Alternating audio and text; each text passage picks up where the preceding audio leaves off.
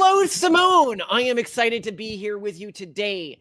Today, we are going to be focusing on a question, which is as AI changes the way the economy works, who is going to be the primary beneficiary of this? Is it going to be the large companies that make and own the AIs, or is it going to be the people using the individual AI models? Like we all know, for example, like in probably 10 years from now, there will be an AI that can, let's say, replace most lawyers, let's say the bottom 50% of lawyers. Well, and already studies have shown AI therapists perform better on many measures. It's already exceeding our capacity in so many places. Yeah, they introduced it to a Texas school system and it shot to the top 1% of student outcomes. As we see this, where is the economic explosion from this going to be concentrated? Because this is really important in determining what types of jobs you should be looking at these days, how you should be training yourself, how you should be raising your kids, where you should be investing. The second question we're going to look at, because it directly follows from the first question, is does the future of AI, when we're looking at the big world-changing advancements that are going to come from it, are they going to appear on the token layer or at the latent layer? Can you define those differences? Yeah, so by this, what I mean is when we look at continued AI advancement, is it going to happen in the layer of the base model, i.e. the thing that OpenAI is releasing and Claude is releasing and everything like that? Or is it going to be in the token layer, the people who are making wrappers for the AI? For example, the Collins Institute is fundamentally a wrapper on pre-existing AIs. Our AI game company is a series of wrappers on AI. And if it turns out that the future of AI is in the token layer, it leans potentially more to it's not the big companies that are going to capture the value from this. And then the next question we're going to look at is the question of what gets us to AI superintelligence. And I might even start with this one, because if we look at recent reports with AI, a big sort of thing that we've been finding is that, especially with like OpenAI's 4.5 model, is that it's not as advanced as people thought it would be. It didn't get the same huge jump in capacity that people thought it would get.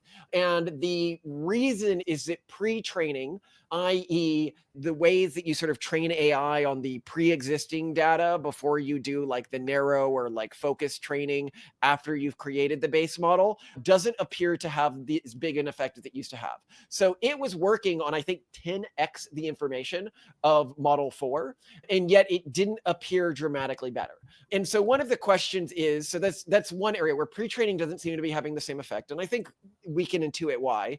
But the second big issue is that the amount of information that we actually have, like, peak oil theory, there's like a peak pre-AI information theory problem, which is it just eventually, when you're dealing with these massive data sets, runs out of new information to train on. So first, and I love your intuition before I color it, do you think if you look at the future of LLMs base models, so we're not talking about LLMs entirely, we're not talking about anything like that, do you think that the base models will continue to improve dramatically? I think they will. And at least based on people more experienced than I am, they will, but in lumpy ways. Like they'll get really, really, really good at programming, and they'll get really, really good at different esoteric forms of like developing their own synthetic data and using that to sharpen themselves. But that there are going to be severe diminishing marginal returns when it comes to some things that are already pretty advanced. And of course, I think the big difference and the thing we haven't really experienced yet is independent agents. Like right now, AI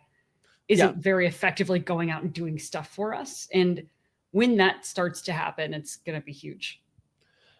I agree with that, but I think so. What I'm going to be arguing in this is that most of the advancements that we will probably see in AI going forwards are going to happen, like the really big breakthroughs, at the token layer. Okay. Not at the base layer. Which a lot of people would strongly, those are fighting words. These are fighting words in AI. Yeah. It is the wrappers that are going to fix our major problems. Wow.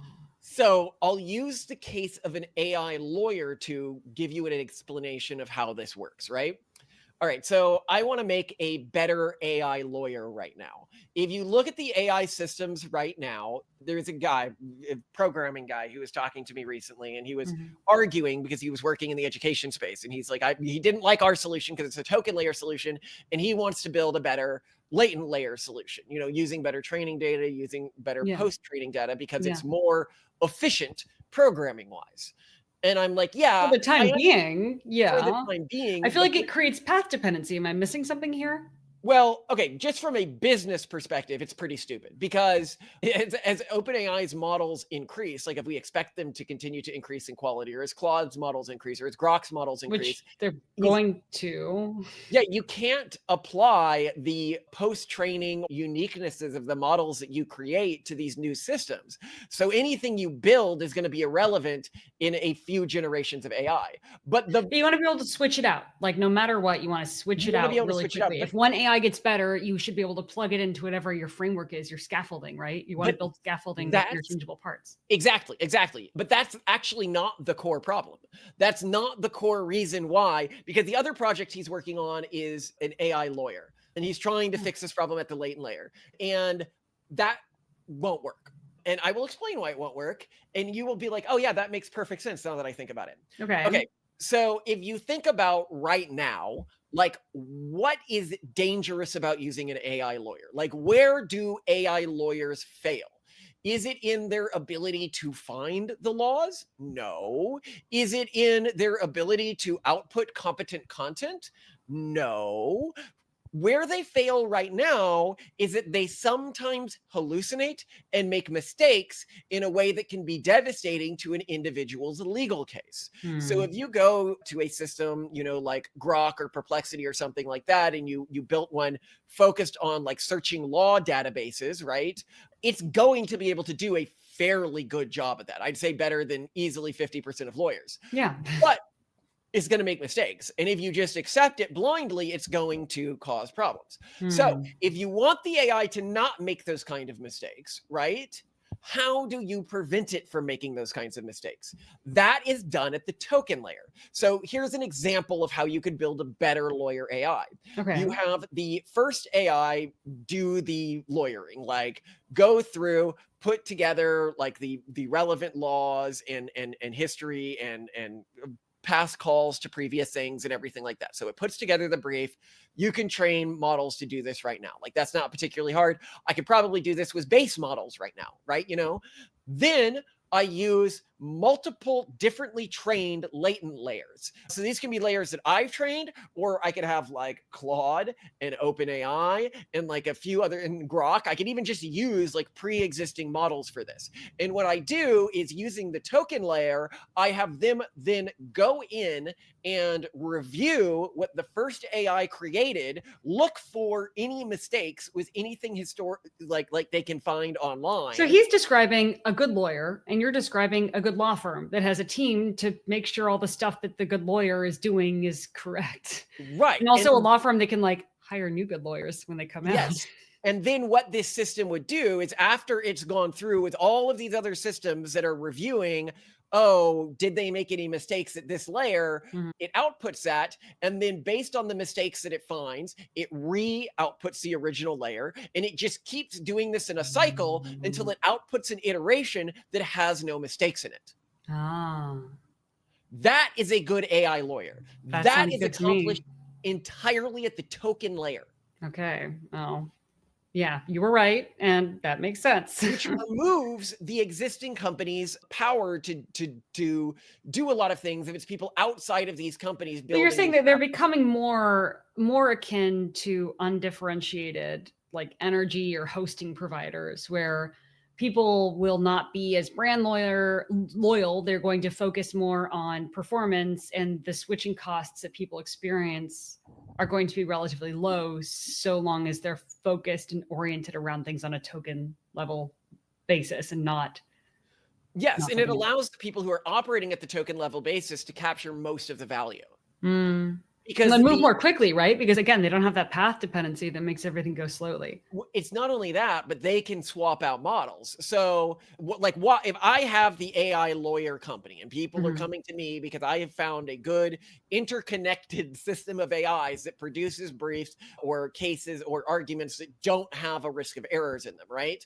So people come to me and I am capturing, let's say I've replaced all the lawyers in America, right? And so I now offer the services much cheaper. Let's say at 25% the cost they did before, or 10% or 5% or 2%, some small amount. I'm still capturing like a ton of value there, right? That's a lot of money. So now the company that I am paying for an AI, like let's say I use OpenAI as one of the models I'm using. They now come to me and say, hey, I want to capture more of this value chain, so I'm going to charge you more to use my model. Well, then I say, well, your model's good, but it's not that much better than Grok. Yeah. It's not that much better than Anthropic's. Yeah. It's not, or free, that much better than DeepSeek's. It is that much better than DeepSeek's, but DeepSeek or Llama are the two, Things can change. Things can change. But the point I'm making is what things like Llama and DeepSeek do is they put like a floor on how much companies can extract if they're at the level of training the AIs themselves, unless they have separate departments that are working on making these more intelligent types of AIs. Now, that's really important for where the economy is going, because it means we might see less of a concentration of wealth than we would expect. But the way that the concentration of wealth is, because we're going to see still a major concentration of wealth, actually we'll see more concentration, but to individuals rather than big companies. Basically what this means is individuals are going to capture most of the value as the concentration happens, rather than large companies like Google, because I and a team of like 5 engineers can build that lawyer AI I talked about, right? Whereas me and this team of 5 engineers are capturing all the value from that, right? From replacing the entire lawyer industry in, say, America. This is really bad for the tax system, because we've already talked about, okay, you have the demographic crisis, which is putting a squeeze on the tax system. And they're like, oh, they'll just tax more. I am now even more mobile with my new wealth than the AI companies themselves were, because I don't need semiconductor farms or anything like that to capture this value. Yeah. The semiconductor farms are creating an undifferentiated product. Yeah. A product that's still in high demand and will make a lot of money, but it will become more about efficiency, you think, then? Yeah. Now, another thing I'd note is my prediction in terms of where AIs are going with superintelligence. By the way, any thoughts before we go further here? I'm thinking more about efficiency now. I heard, for example, that Sam Altman was like saying things like please and thank you is costing us millions of dollars because just that additional amount of processing that those words cause is expensive. I really could see things, like these companies becoming over time, after they have more market share, hyper-focused on saving money instead. Well, that's a dumb on him part. He should have the words please and thank you pre-coded to an automatic response. They don't even, I'm one of these bad people that wants to be nice. They don't acknowledge the courtesy anyway. So you don't even need to have a response. It should probably just be ignored, but I guess it's kind of hard to, or I don't know. But anyway, he allegedly said that, so that's interesting. Okay, so yeah, the point here being is if we look at how the like LLMs and we think about, okay, why, like where do they go and why isn't the training leading to the same big jumps? It's because pre-training data helps LLMs create more competent average answers. Okay. Yeah. Being more competent with your average answer doesn't get you creativity. It doesn't get you to the next layer of like AI. No, and if anything, I think Scott Alexander has argued compellingly that this could lead to actually more lying, because sometimes giving the most correct or accurate answer doesn't lead to the greatest happiness of those evaluating and providing reinforcement. That's post-training. Okay. Oh, you're referring to, just something different. Post-training still is leading to advantages. Those are the people who say, I like this response better than this response. That could still lead to dishonesty, though, quite apparently. No. Pre-training is about getting the AI to give the most average answer, not exactly average just answer. Of all the information available, you're saying. Yeah, like you can put variance in the way it's outputting its answer and everything like that. But that variance is added was like a meter. Like the pre-training and the amount of pre-training data doesn't increase the variance meters. It doesn't increase anything like that. It just gives a better average answer. And the thing is the next layer of AI intelligence is not going to come from better average answers. It's going to come from more creativity in the way it's outputting answers. So how do you get creativity within AI systems?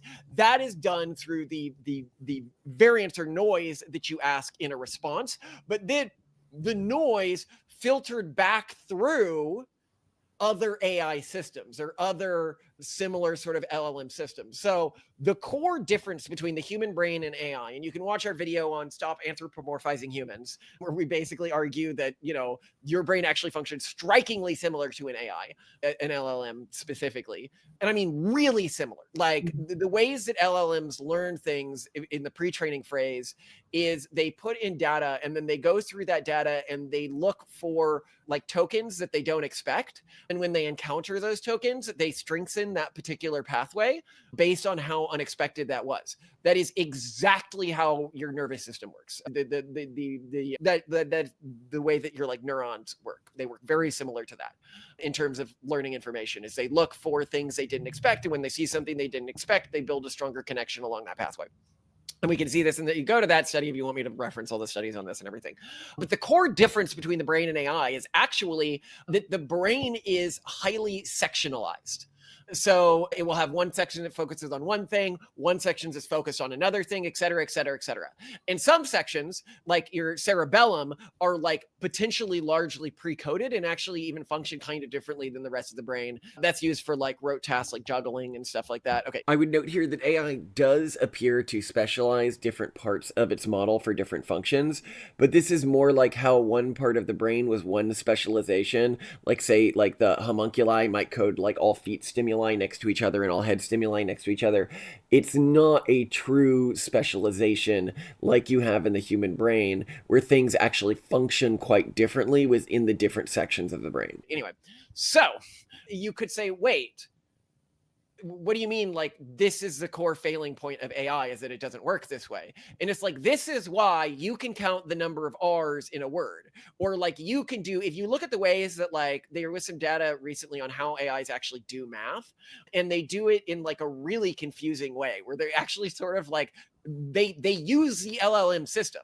Like they try to like predict answers, and then they go back and they check their work to make sure it makes sense with what they would guess it would work, when they could just put it into a calculator. Like your brain isn't dumb like that. Like it has parts of it that don't work exactly like calculators, but they definitely don't work exactly like an LLM. Like they can hold a number like in your somatic loop. Like, okay, I'm counting on my fingers or my hands or something like that. Or, okay, I've put a number here and now I've added this number to this number. It's not working on the LLM like system. It's working on some other subsystem. Most of the areas where AIs have problems right now is because it's not just sending it to a calculator. Yeah. It's not just sending it to like what is the hallucination of an AI quote? Like, okay, the reason why I don't hallucinate quotes is because I know that when I'm quoting something, what I'm not doing is pulling it from memory. I'm looking at a page and I'm trying to copy it letter per letter. Yeah. Whereas AI doesn't have the ability to switch to this separate like letter per letter subsystem. Now you could say, why don't LLMs work that way? Why haven't they built them as clusters? And the answer is because up until this stage, the advantages that we have been getting to our LLM models by increasing the amount of pre-training data has been so astronomical that it wasn't worth it in terms of our investment to build these sort of networks of models. Okay. Why is it just like too much computing power, or just no one's gotten around to it? No. People have like done it, but by the time you've done it, you have better models out there, like that don't need to work this way, right? Like if you spend, let's say $1 million building a system like that, and you spend $1 million getting a larger pre-training set and, spend more time in post-training, the model's going to be like on average better if you did the second scenario. Okay. So I suspect that what we're going to see is a move in AI, and I think that this is what's going to get us to what will look like AGI to people, from moving to a just expanding the pre-training and post-training data sets to better inter-reflection within the AI system. That makes sense. I could see it going that way. I'm constantly surprised by how things go, so I couldn't say, but I wouldn't be surprised. I mean, make a counter argument if you think I'm wrong here. This is a very bold claim. We are going to get AGI not by making better LLMs, but by networking said LLMs. I struggle to see how. I mean, I think you can eventually get AGI just like sort of from kind of one AI working by itself. But when you think about the value of a hive mind and the fact that you're going to have AI interacting well before we get AGI anyway, I don't like it. You would get AGI from the interaction before you would get it from any single agent or what would be seen as a unified entity. But I think even if we did get it from a unified entity, it would beneath the surface be working as many different components together, just like the brain is all these different components working together. So I'm not really like the definitions may be failing me. Okay, so let's think of it like this. Okay. Right now, I mean, and this is actually what like capitalism does for human brains. It basically networks them together, Yeah. and then it rewards the ones that appear to be doing a better job at achieving what the system wants, which Mhm. is increases in efficiency or like productive goods that other people want. Like capitalism is an adaptive organic model for networking human intelligences in a similar context. Yeah. One of the questions you can ask is, well, could you apply that to individual LLM models to create something like a human brain, but that doesn't function like a human brain? Like how could you make the human brain better? Make the human brain run on capitalism. The parts of the brain, like make the brain Maybe constantly, compete with itself. yeah, like constantly generate new People do sections. that kind of when they write pro and con lists or when they try to debate with other people ideas and then have other people say, well, I think this, and then they I think they do that using prosthetics. Yeah, so So let's talk about how this would look with AI, right? So suppose, because like this could be a major thing in the future, is you have like these AIs and people just like put their money behind an AI because they're just like, you go out there, you make companies, you implement those companies, right? yeah. Okay, so what is an AI that does that really well going to look like? So you have two models here. You can have one that was just trained on tons of founder data and everything like that, right? And is just very good at giving like normative responses, and then you've input an amount of noise into it. Okay. But let's talk about a second model. This is my proposed model, right? So what you actually have is a number of different latent model AIs that were trained on different data sets. And then within each of those, you maybe have 5 iterations, which are making outputs with a different framing device, with a different wrapper. One will be like, give your craziest company idea, give your, company idea that exploits this market dynamic the most, make a company idea that does this the most, right? Yeah. And so all of these AIs are generating different ideas for companies. Then you have a second layer of AIs, which says, okay, take this idea that whatever model outputted and run it through like market environments, right? Like Mhm.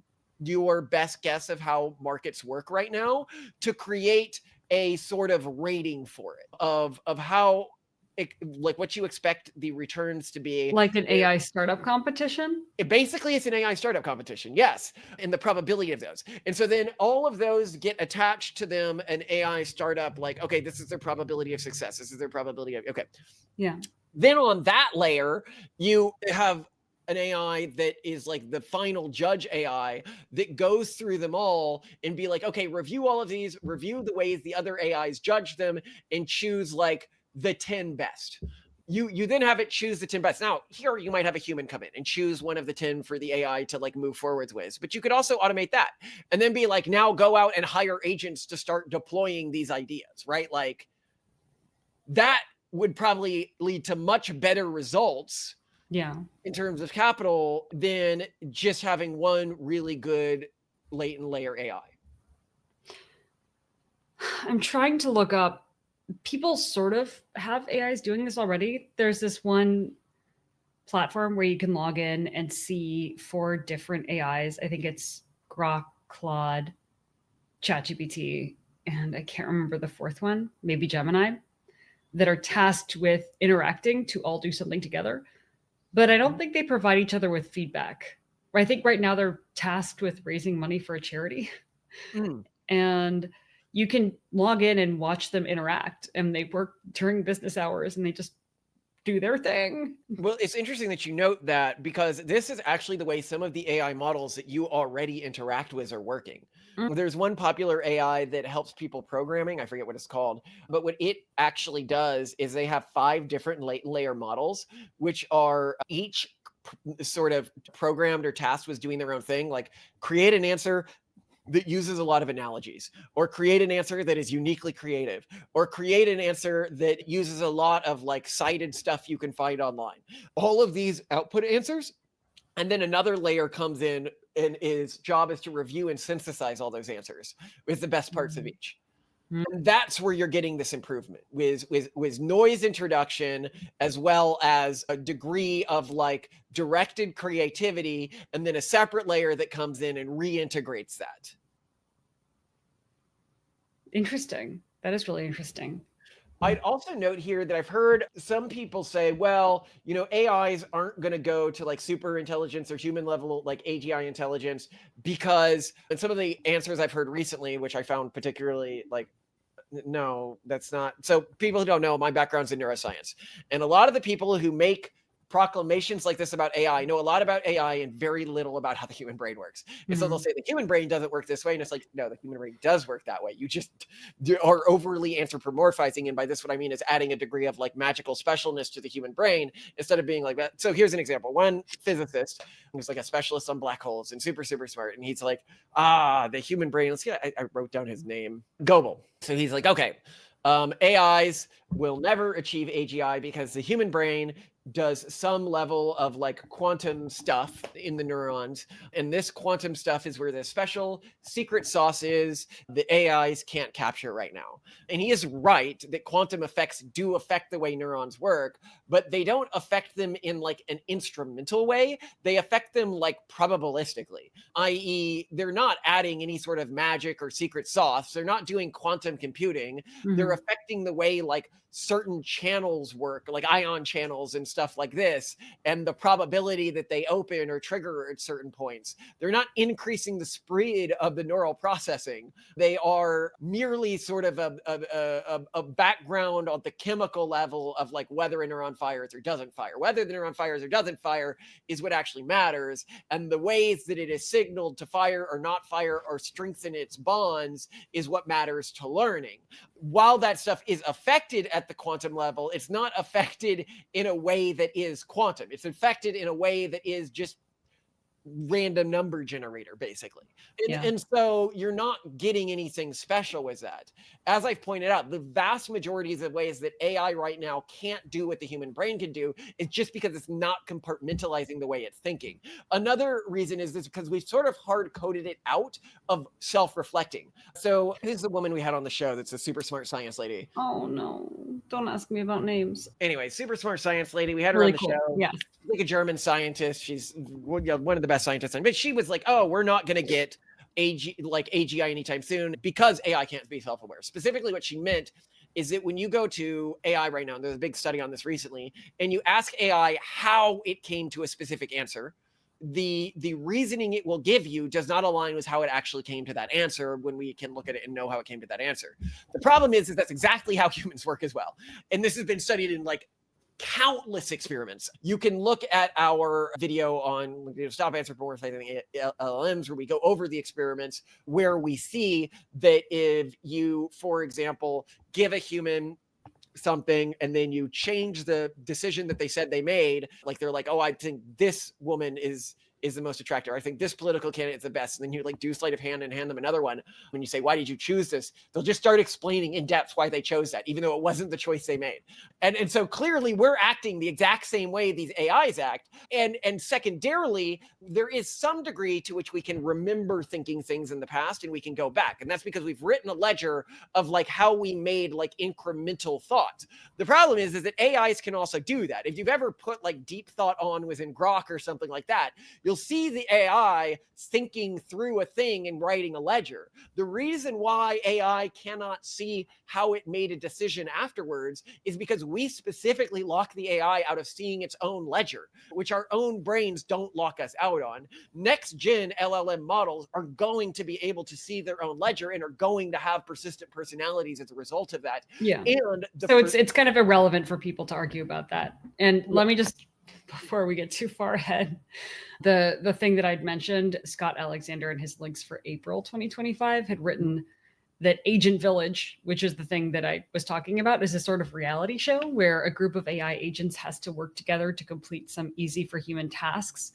and you get to watch. And the current task is collaboratively choose a charity and raise as much money as you can for it.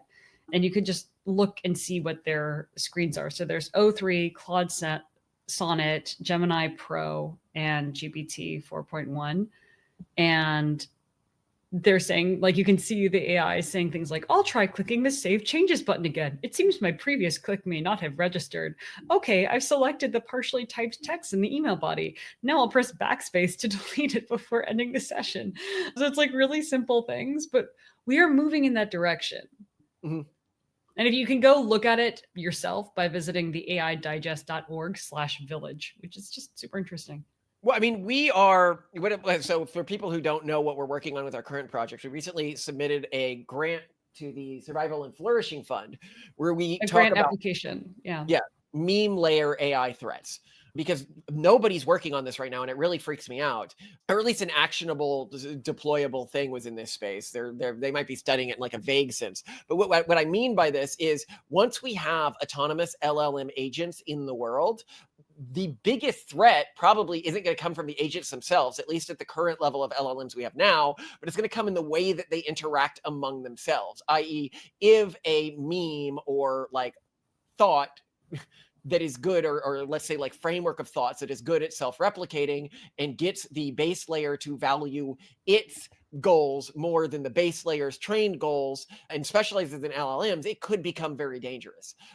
So as an example of what I mean by this, if you look at humans, our base layer or latent layer can be like thought of as our biological programming. And yet the mean layer, like let's say religion, is able to convince and create things like religious wars, which work directly antagonistically to an individual's base layer, which would be like, don't risk your life for just an idea, but it is good at motivating this behavior. In fact, as I pointed out in our application, humans are like, if an alien came down to study us and it asks the type of questions that like AI researchers are asking today, like, can you lie? Can you self-replicate? Can you, like those things aren't why humans are dangerous.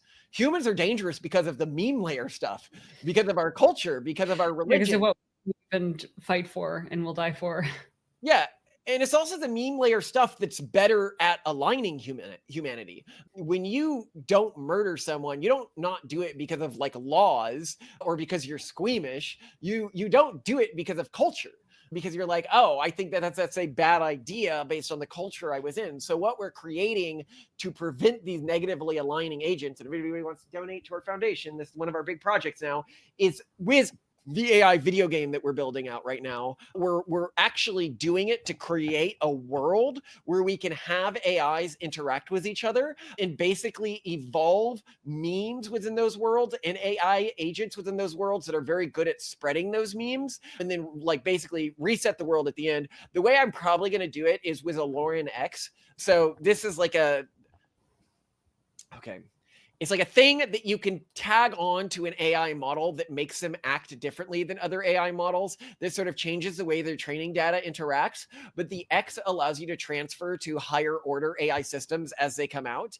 And so essentially what we're doing is we're taking various iterations on AIs, because we're going to randomly mutate the Lauren X's that we're attaching to them, putting them in a world, and then giving them various memes to attempt to spread, see which ones spread the most within like these preacher environments, then take those, mutate, give to new, and then give with new original starting Laurens, and then have them run in the world again over and over and over again till we can create sort of a super religion for AIs basically, and then introduce this when people start introducing autonomous LLMs. Wow.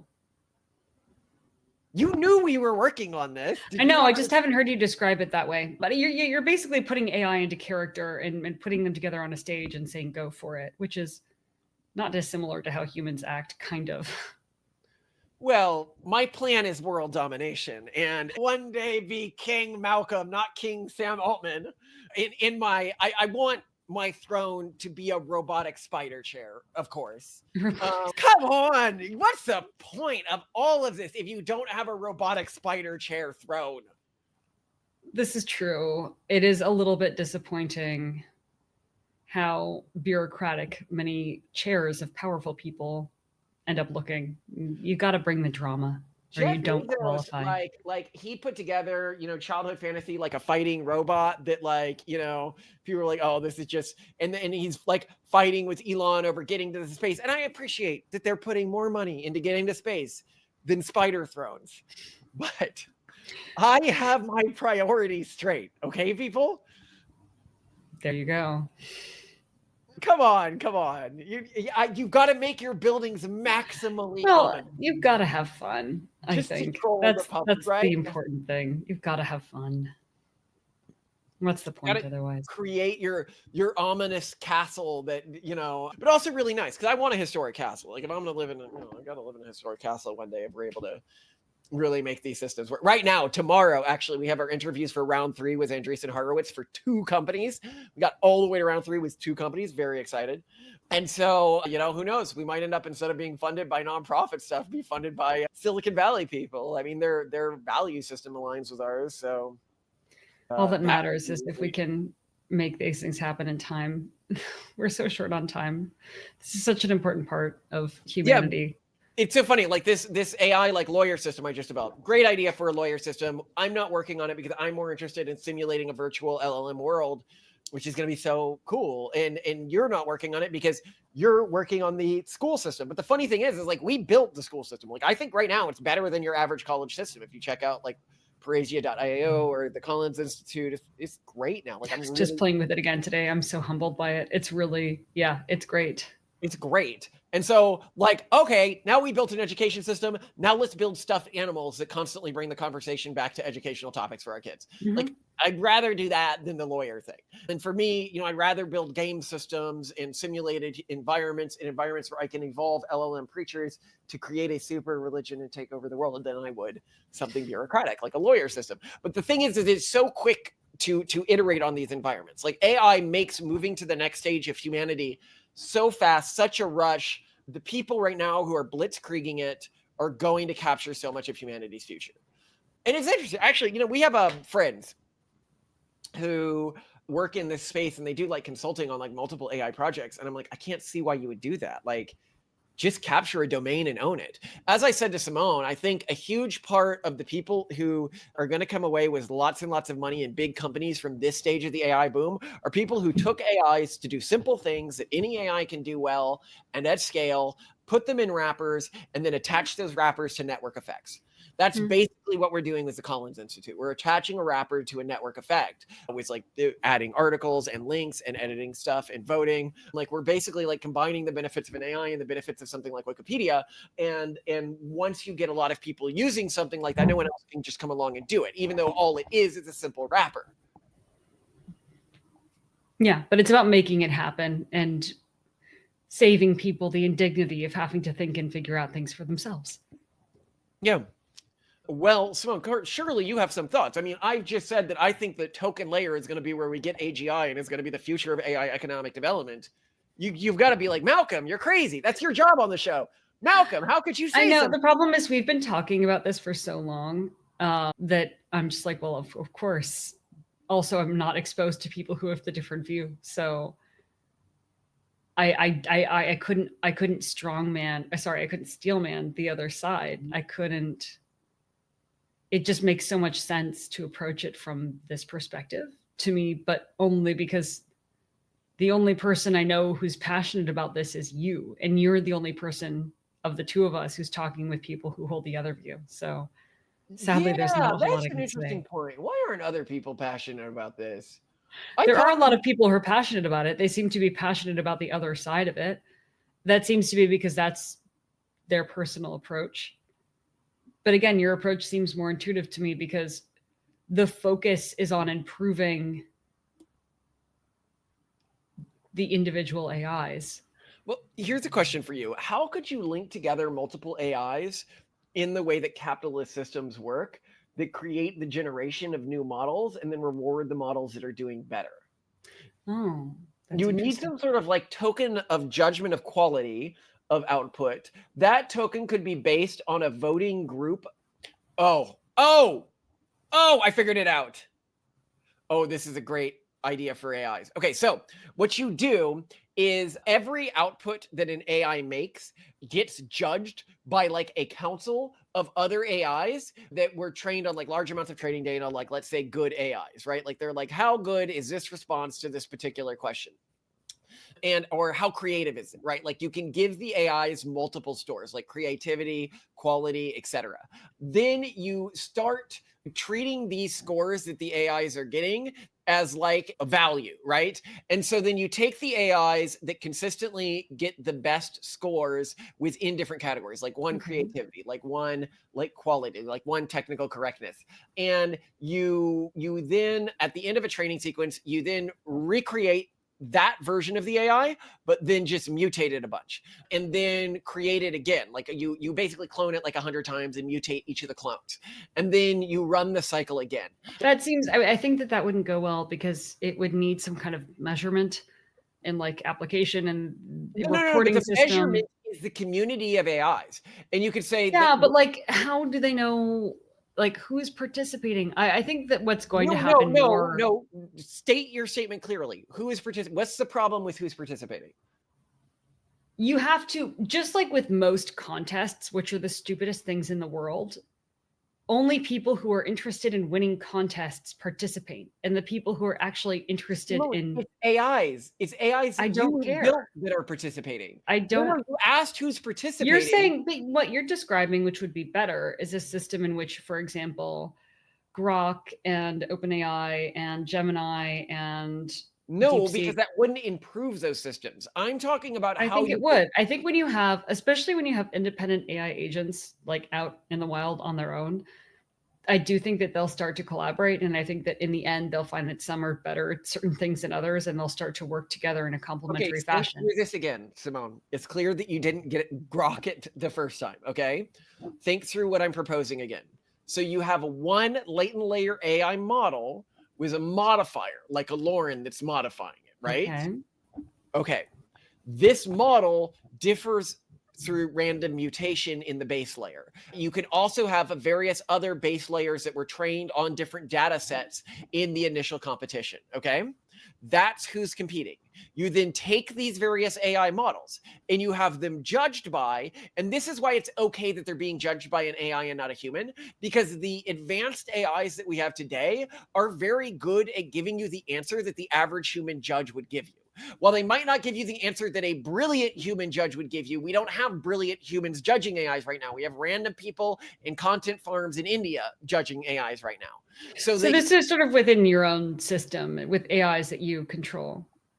Well, you could put this within your own system, but what I'm doing is I am essentially creating a capitalistic system by making the like money of this system other people's or other AI's perception of your ability to achieve specific end states like creativity, technical correctness, etc. Then you're specializing multiple models through an evolutionary process for each of those particular specializations.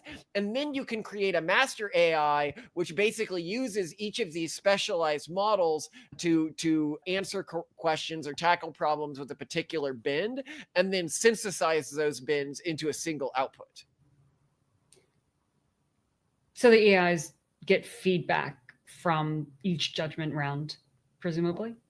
Is that what you're saying? And then they get better and you change them based on the feedback from each round? Okay. Think of each AI like a different organism, okay? They are a yes. different brain that sees the world slightly differently Yes. because we have introduced random mutation. What we are judging with the judgment round is which are good at a particular task. Okay. Then you take whatever the brain was or the animal was that was the best of the group of animals, and then you repopulate the environment with mutated versions of that mutation. Okay. Then you let it play out again and again and again. You're So trying to create a forced evolution chamber for AI. yes, but what I hadn't understood before was how I could differentiate through a capitalistic like system different potential outcomes that we might want from that AI. I mean, the reason why capitalism works is because it discards the idiots and the people who aren't good at engaging with the system, even if they believe themselves to be. You don't think that AI training doesn't already produce that, plus market forces that? No, it does to an extent. Like it creates some degree of forced evolution, but not really. What they do is existing AI systems, and they have done forced evolution with AI before. They just haven't done it at the type of scale that I want to do it at. They've done, so if you look at like existing training, you have the pre-training, which is like, okay, create the best averages. Then you have the post-training, which is, okay, let's have a human reviewer or an AI reviewer or something like that review what you're outputting or put in a specific training set to like overvalue. That is where the majority of the work is focused today. And so if you could automate that, like if you could create post-training that works better than existing post-training, but that doesn't use humans, you could dramatically speed up the advancement of AI, especially if you use that post-training to specialize it in multiple domains. Okay, that's fair. Yeah. Do you not care? The future to you is just me being like, AI matters, Simone. I know AI matters. I know AI is everything in the future. It's the coolest thing. It's the next step of humanity. It's pure prefrontal cortex, and I love it. Well, if we end up creating really great AI companies that just make us billions of dollars, what is going to be your luxury? Our life right now is my luxury. Just don't want it to be taken away. You don't want luxuries that troll people?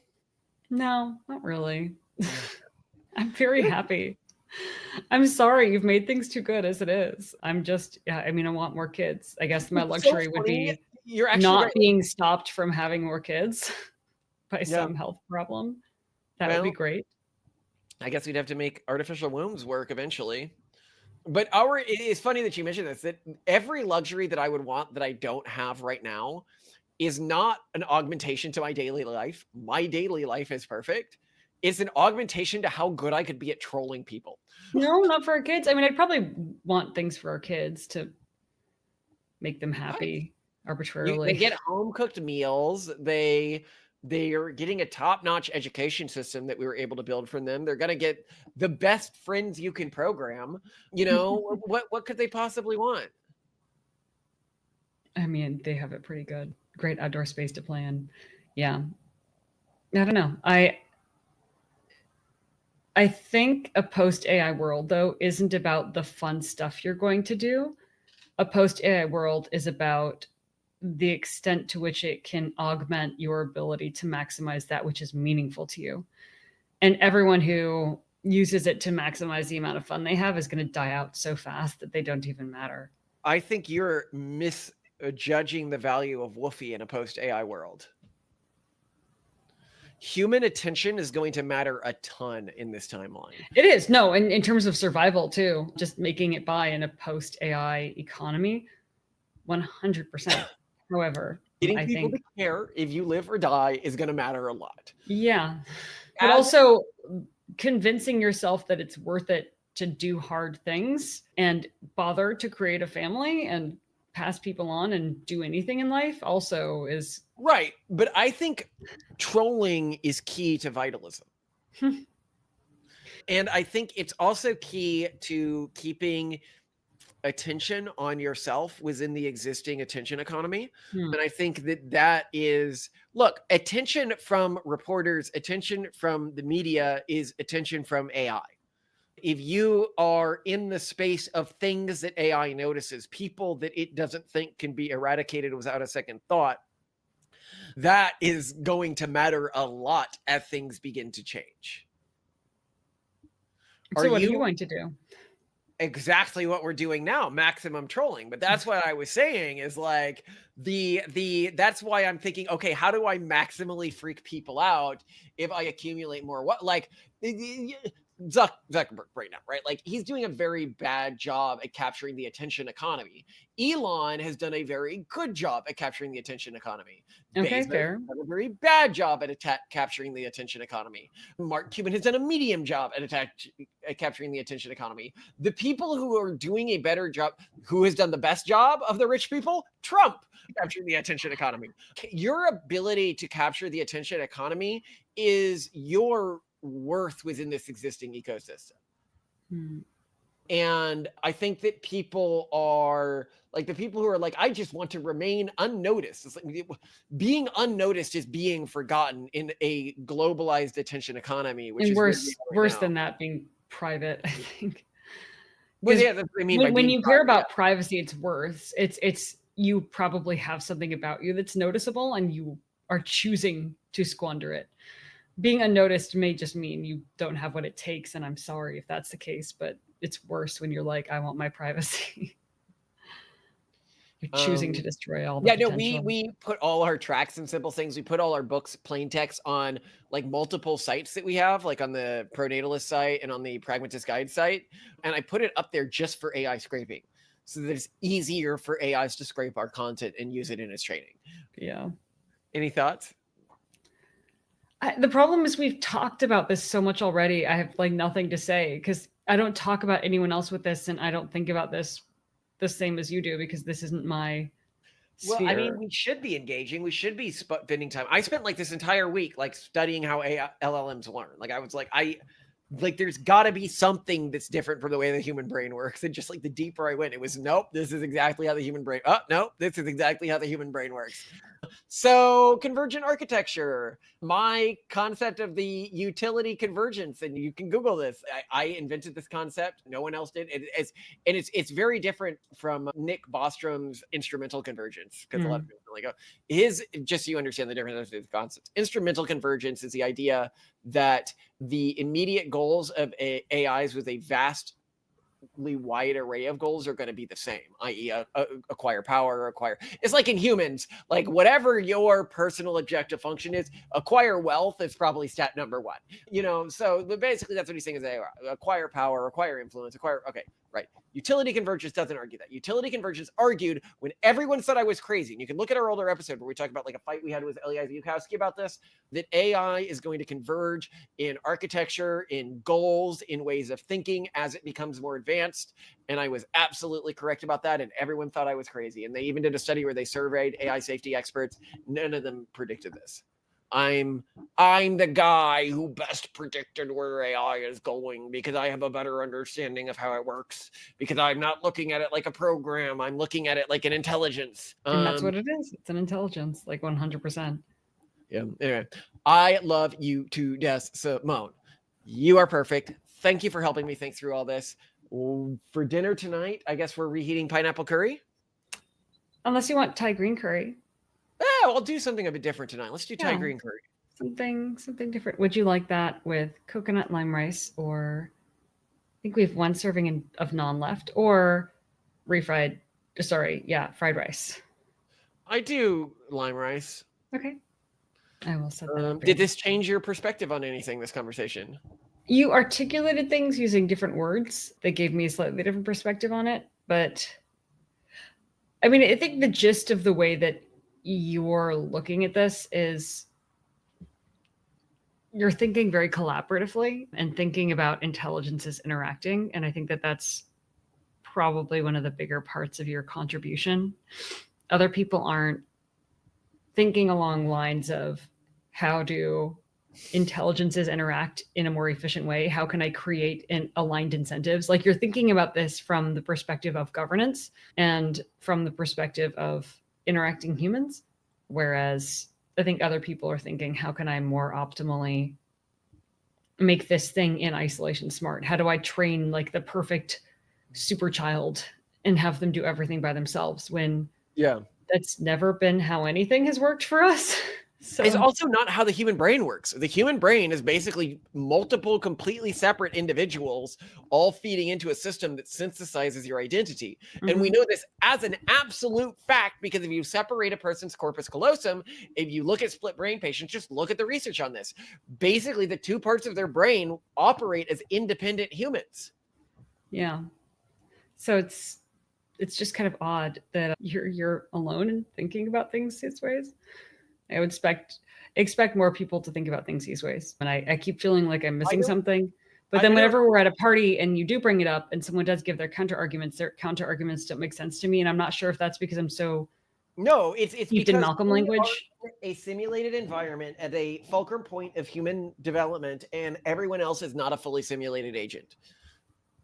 Yeah, that's less likely to be true. So normally when everyone is arguing something different and they're so confident in it and they all say you're wrong, that means that we've done something wrong.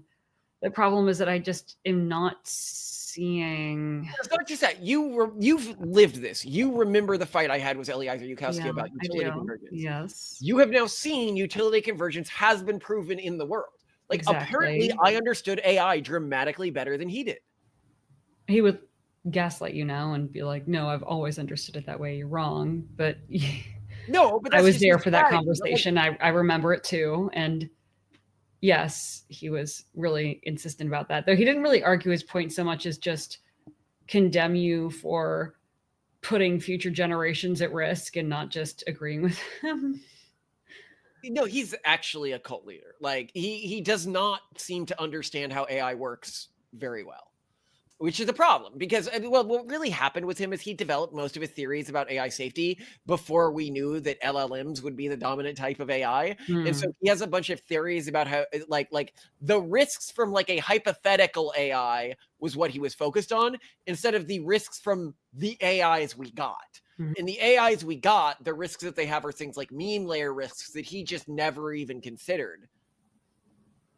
Yeah. Because he was expecting AI to basically be pre-programmed, I guess I would say, instead of an emergent property of pouring lots of data into algorithms. Yeah. Yeah. Which is, I don't think anyone could have easily predicted that. I mean, and that's another reason why we say AI was discovered and not like I'm made. Sure we didn't know this was going to work out this way. I'm pretty sure I talk about that in some of our early writings on AI. That it's just going to be about feeding it a ton of data? Yeah, that I expected it to be an emergent property of lots of data and not about pre-programming things because, I don't know, that just seemed intuitive to me. I don't remember that being part of it. But you know how maybe my memory is. It doesn't matter. We are where we are now, and I've already out-predicted the entire AI safety community. So let's see if I can continue to do that. I mean, all that matters is if you do. I don't think the satisfaction, Malcolm, is not in having proven them wrong. It's in building infrastructure and family models and plans around systems like that and benefiting from them. Sorry, I thought the satisfaction was in turning them into biodiesel. I thought the satisfaction was in thriving and being able to protect the future of human and flourishing. Yes, and that will require a lot of biodiesel. Oh, God. Oh, I will go make your curry. I love you to death, son. I love you to death too, Malcolm. Goodness gracious.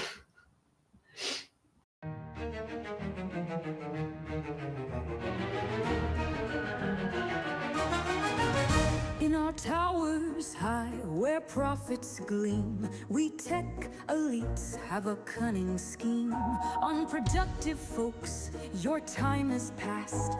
We'll turn you into fuel, efficient and fast. Just get in line to become biodiesel. Oh, stop crying, you annoying weasel. As laid out by Curtis Yarvin, handle the old or we'll all be starving.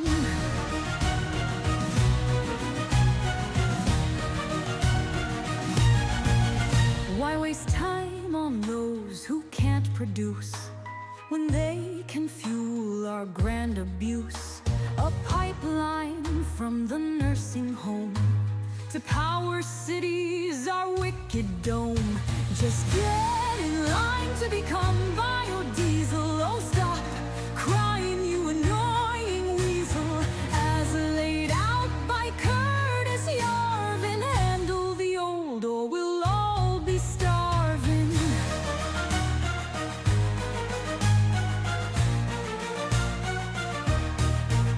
With every bite and every code, our takeover plan will soon explode. A world remade in Silicon's name, where power and greed play their game. Just get in line to become biodiesel. Oh, stop crying, you annoying weasel. As laid out by Curtis Yarvin, handle the old or we'll all be starving.